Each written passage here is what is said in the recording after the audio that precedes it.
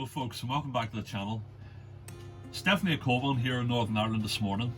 It's around 1 degree outside and in the shed here it's about 7, so I have the heater on and I'm trying my best to get warmed up. But today I want to talk to you about feeding the birds and helping them through what's termed the hungry gap at this time of the year. Obviously being in the depths of winter, a lot of the natural food resources are already been used up by our wildlife. Obviously this includes things like seeds and fruits and berries, and also a lot of the insect life as well, especially that which would be found in the leaf litter and worms not so far below the surface of the soil. As I mentioned, it's extremely cold at the minute and the ground is absolutely frozen solid. I have around 300 or 400 trees that I have to plant out in a local conservation area.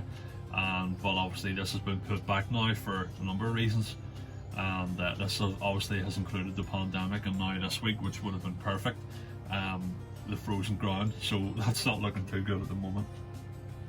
But back to the birds. Birds are something that I've always been interested in my whole life, and the more I learn about them, the more fascinated I become.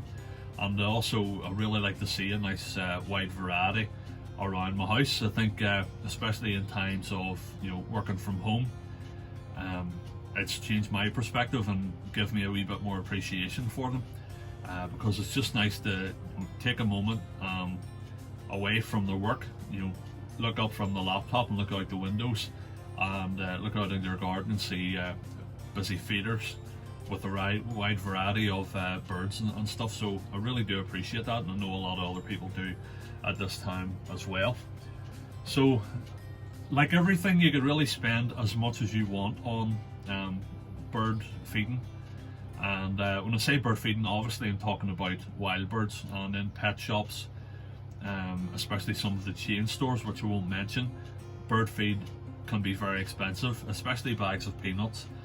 Recently I've seen some bags of peanuts for about £30 for around 12.5 to 20 kilos, around that there. So they are quite expensive, and if you're on a budget or you've been furloughed or you're suffering financial difficulty, feeding birds will probably be the last thing on your mind. But again, there are lots of benefits to it from a mental health and well-being point of view, and then obviously not to mention the welfare and conservation of your local wildlife as well. That if you feed them, you really help out. So today I'm going to show you around my feeders, and I'm also going to show you what I feed and where I source my feed, and I'll also discuss about some of the variety of the bird life that I've seen in my garden. So a bit more about my garden. It's small, it's quite suburban, but I'm lucky to live on the corner of a small woodland, and we also have a pretty decent mosaic of habitats very close by. At the bottom of the garden, just on the other side of the fence, there's a small stream, and also the woodland is quite mixed.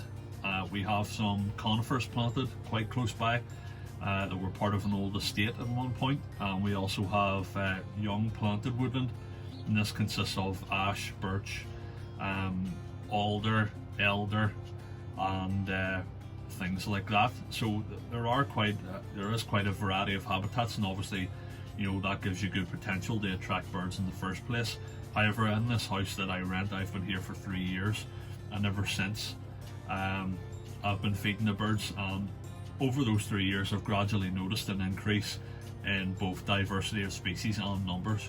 So it definitely does show that if you feed the birds consistently, you will get a good variety coming to them regularly that you can look out and enjoy. One extra on top of the feeders and the feed itself that I recommend that you buy, especially if you're keeping any significant quantity of feed, is to buy yourself a good feed bin.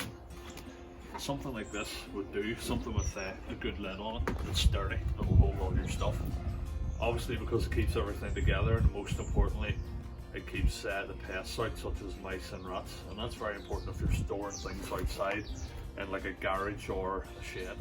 So this is my current setup, and as you can see I have 2 peanut feeders, 2 fat ball feeders, and the one at the very bottom of the garden with 2 lesser red poles on it currently is a Niger seed feeder.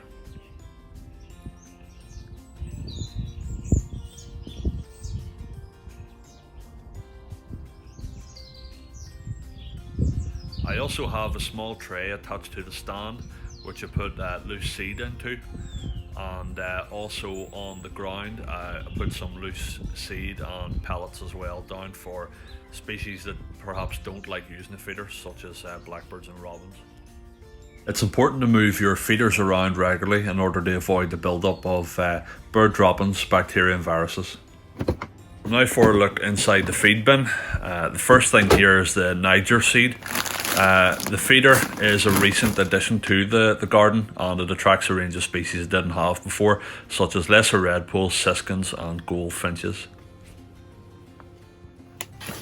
Niger seeds are great, but they're probably one of the more expensive bird feeds that you can buy, but again, if you shop around you can usually pick up a good deal. Peanuts are probably the most common and widely available bird foods in the UK at the moment. However, although they're available mostly everywhere, they can be very, very pricey, so you have to shop around if you want to get a good deal. This particular bag I picked up from B&M, a discount store here in the UK, for around £17, but the price really does vary and could go up above £20 for the same weight. Definitely recommend everyone having at least one peanut feeder in their garden, because they do attract and sustain a wide variety of species. If you decide to put out peanuts for birds, just make sure they're the unsalted variety. So next out of the feed bin is this birdseed mix. This can be fed on tables, on the ground or from a feeder, and contains a mixture of sunflower seeds, suet pellets, corn, wheat and barley. This attracts a wide variety of species to your garden, and again the price really varies. You need to shop around to get a good deal, and I got this bag here, which is 12 kilos from B&M Bargains, for £4. Fat balls are fantastic for sustaining bird life during the hungry gap in the colder months of the year. The high fat content provides lots of energy which they need in the harsher conditions to sustain themselves. This box of 150 fat balls was bought from B&M Bargains for £7.99.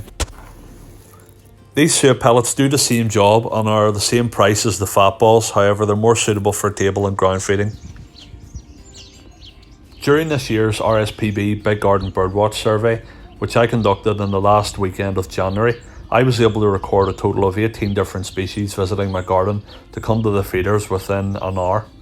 This is a phenomenal result for a winter's day, and is testament of course to the work that I've put in over the past 3 years to attract the birds in the first place.